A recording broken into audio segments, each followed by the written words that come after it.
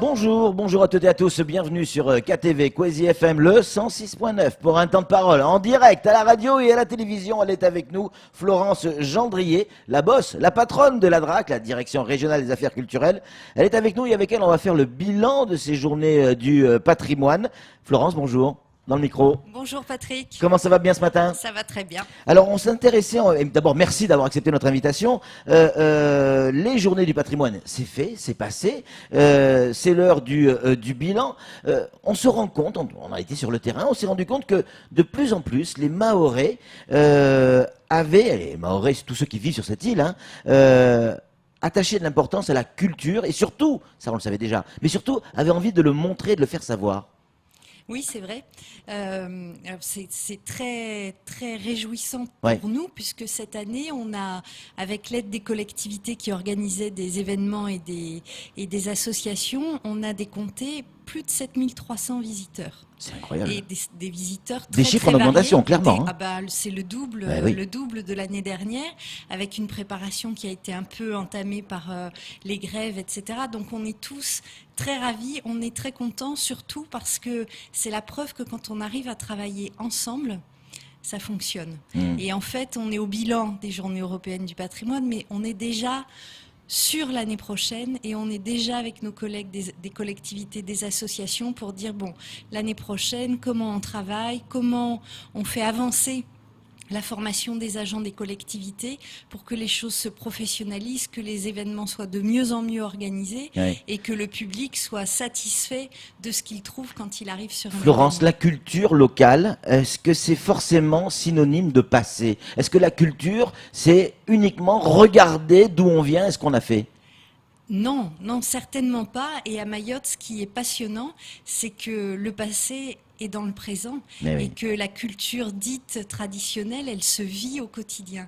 Et en fait, ce qui est compliqué pour les Mahorais, c'est de faire un pas de côté et de prendre du recul sur ce qu'ils font pour être en mesure de le transmettre. Parce que justement, la difficulté, c'est que c'est le quotidien. On le voit avec ces images derrière nous. C'est quoi? C'est de la nourriture locale.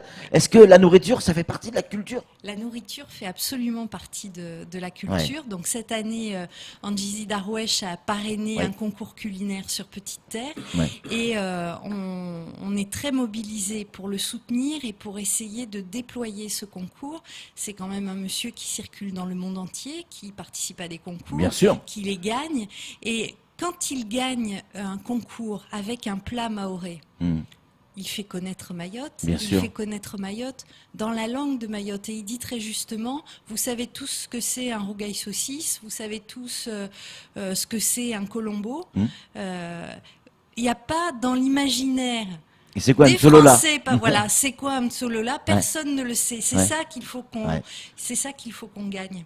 Le patrimoine ici à Mayotte, c'est quoi? Est-ce que c'est aussi ou que l'usine sucrière que l'on connaît régulièrement, chaque fois qu'il y a des gens du patrimoine, on a droit à ces vestiges. Bon, alors le patrimoine, c'est aussi l'histoire, et l'histoire de Mayotte n'a pas commencé à la colonisation. Ça, on est bien d'accord. En revanche, c'est vrai que ces 17 sites sucriers de Mayotte qu'on est en train d'étudier très précisément, en fait, c'est un patrimoine exceptionnel dans le monde, puisque l'histoire sucrière de Mayotte a duré un temps très court, vers la fin de l'histoire sucrière, et donc les machines qui sont encore conservées ici, elles n'existent nulle part ailleurs. Donc ça, c'est un point important. Et l'histoire, on va la rechercher, on va remonter le temps grâce à l'archéologie. Donc puisqu'on était dans la cuisine, on trouve des restes de repas du XIIe siècle chez nos archéologues. Alors ça quoi comme message quand on retrouve un reste de repas ou quelque chose qui a contribué à faire un repas du XIIe siècle, ça résonne comment dans vos services?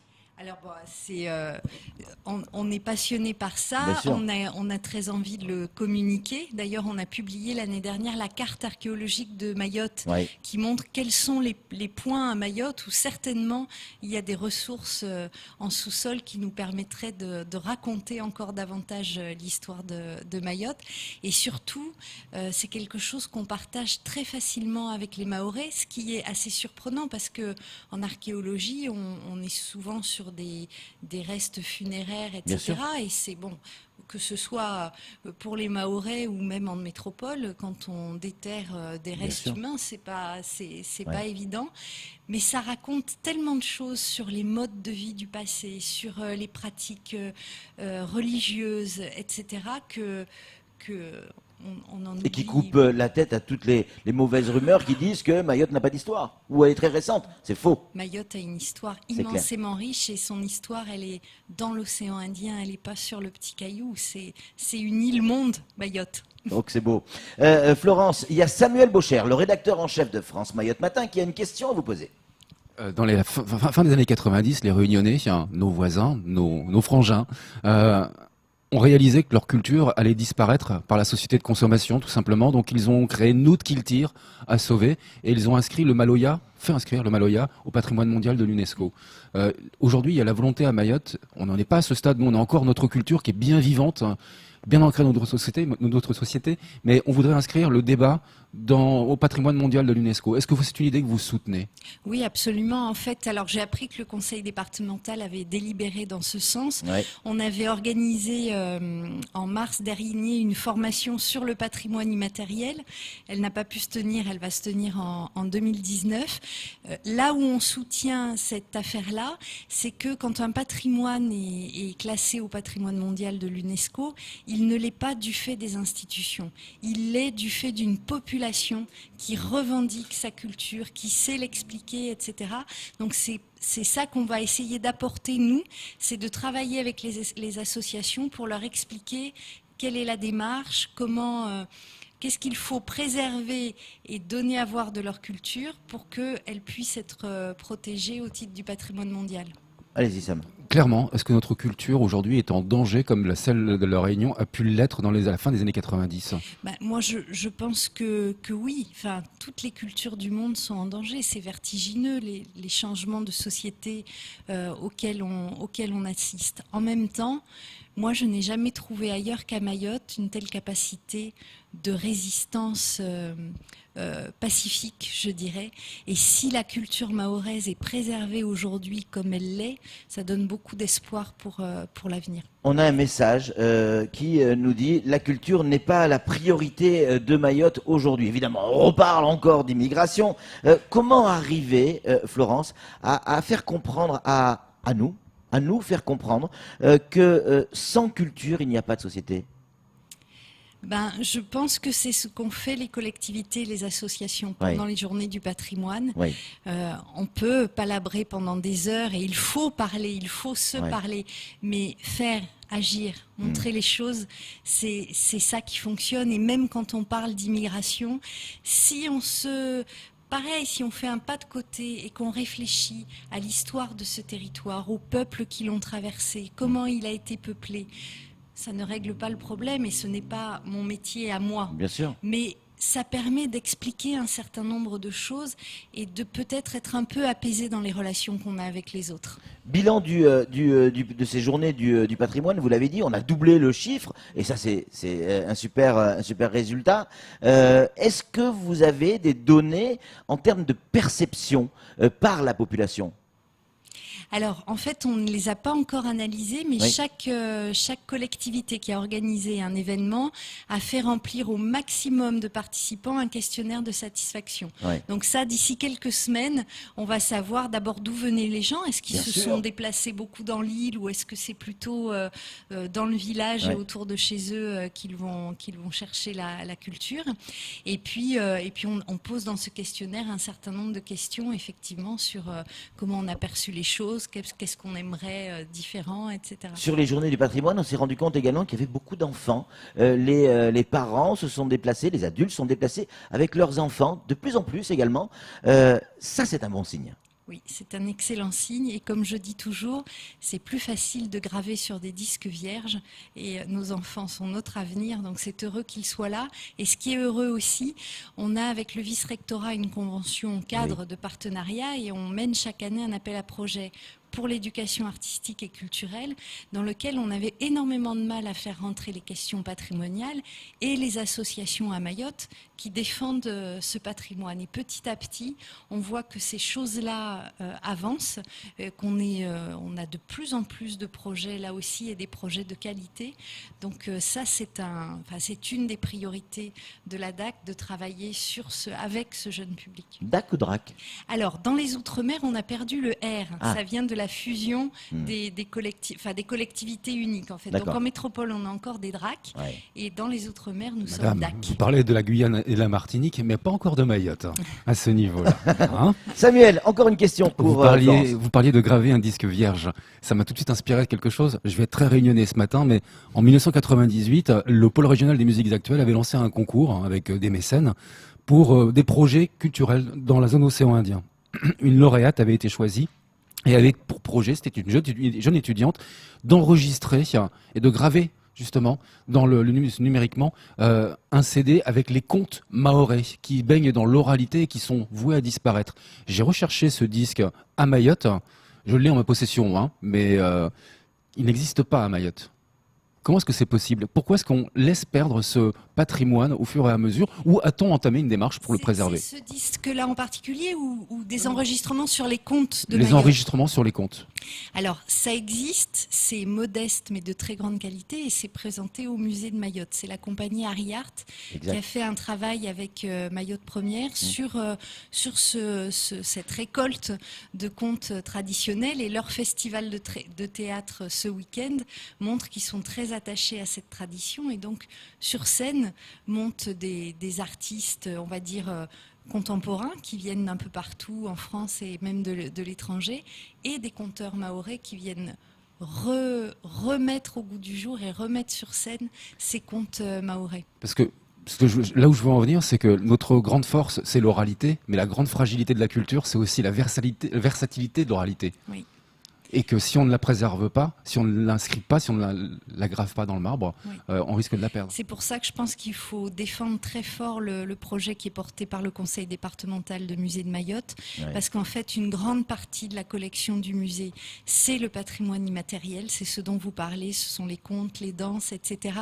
Et il faut regarder le travail qu'ils ont. Bon, d'abord, c'est un travail de longue haleine, parce que le conseil départemental a recueilli depuis des années des témoignages, a documenté ces traditions, et ils poursuivent ce travail aujourd'hui en travaillant avec le numérique. Il y a un audio guide qui a été mis en place sur le Rocher. Il y a un web documentaire qui est visible au musée de Mayotte sur Internet, qui a été coproduit par l'Institut du monde arabe. Donc voilà, petit à petit, tout ça se met en place. C'est vrai que ça ne va jamais assez vite à notre goût à tous, mais ça se fait, ça existe. Florence, une question qui vient d'arriver. Ça intéresse la culture, hein? Ça intéresse, ça réagit au standard. Cette dame est très bien, mais dites-lui que les journées du patrimoine, ça devrait être tous les jours. Je note, et on va essayer de vous satisfaire, parce qu'on en serait très, très heureux aussi. Ouais, c'est vrai que, en fait, on le disait en début d'émission, de plus en plus, les gens s'approprient cette culture, et avec cette volonté de la communiquer, de la montrer, et donner envie de la partager. On a vu sur les images qui viennent de défiler à l'instant, la musique également, c'est le patrimoine. Absolument. On vient de publier, alors il n'est pas sorti en version papier, il est sur le site internet de la DAC, notre petite plaquette Patrimoine caché. Cette année, ce sont les musiques mahoraises. Oui. Et ce qui est très très intéressant, c'est que souvent on entend dire « Ah oui, mais c'était avant, ça n'est plus comme ça n'existe plus ». Et en fait, en travaillant sur ce petit document qui est modeste, j'espère qu'il donnera envie à des chercheurs de faire un travail plus approfondi sur la musique à Mayotte. En fait, il y a un phénomène de transmission de génération en génération qui est ininterrompu, malgré les apparences. Donc c'est vrai que, mais c'est aussi grâce à vous, les médias, qu'on arrive à le faire, que maintenant il faut rendre davantage visible ça. Mais là aussi, rien n'est perdu en réalité. Et encore une question. Est-ce que vous, en tant que spécialiste et professionnel de la culture, vous pouvez nous dire si la culture mahoraise, ça va vous faire sourire ça, est différente de la culture comorienne? Question piège. Je peux pas. Certainement, toutes les cultures sont différentes, simplement parce qu'on vit des choses différentes. Je ne connais pas bien encore les Comores, mais c'est vrai que c'est important de chercher à savoir ce qui nous relie, ce qui nous rend, ce qui est commun à ces 4 îles et ce qui nous différencie aussi. Mais j'allais dire, moi je suis née en métropole, j'ai grandi en métropole, dans le sud de la France, avec une partie de ma famille à Paris, puis je peux vous dire qu'on n'a pas la même culture. Ça c'est clair, ça c'est clair. Samuel, encore une question. En fait, ce que je comprends de ce que vous dites, c'est que notre patrimoine, c'est notre avenir et la manière dont nous l'écrivons. Oui, absolument, oui. C'est ça l'avenir. On garde toujours cette même phrase, c'est-à-dire pour savoir où on va. Et Mayotte est en pleine construction, on le sait, sans faire de politique, mais Mayotte est en pleine construction. Il faut vraiment savoir d'où on vient pour savoir où on va. Et la culture est un des chemins pour savoir où on va. Ça c'est certain. C'est le chemin aussi pour arriver à se parler. Et ce qui serait pire que tout, c'est de considérer qu'il y a d'autres urgences et que pour la culture, on verra plus tard. C'est quand il y a des urgences que la culture est nécessaire, mais on le voit dans toutes les crises, dans tous les pays. C'est à ce moment-là que la parole des artistes est importante et qu'elle nous réveille. Même si elle doit être engagée. Oui, absolument, oui. Dernière question, après on vous libère, c'est promis. Mais on en a plein. On a besoin de scoop sur Coésy. Dites-nous, l'année prochaine, ça va être quoi les Journées du patrimoine? On n'a pas encore le thème, mais on a une petite envie à la DAC, qui a longtemps été une équipe de filles, c'est plus le cas aujourd'hui. On a envie, en parallèle des Journées du patrimoine, enfin au même moment, de mettre en place des Journées du matrimoine. Alors c'est très à la mode en métropole, il y a des recherches sur cette dimension-là, et on se dit qu'à Mayotte, ça prend un sens très très fort, et qu'il faut qu'on arrive à travailler là-dessus. Société matriarcale, là. Effectivement, merci beaucoup Florence d'être venue sur ce plateau. On rappelle, vous êtes la patronne, non pas de la DRAC, mais de la DAC, ici à Mayotte. C'est tout pour ce temps de parole. Tout de suite, la suite de nos programmes.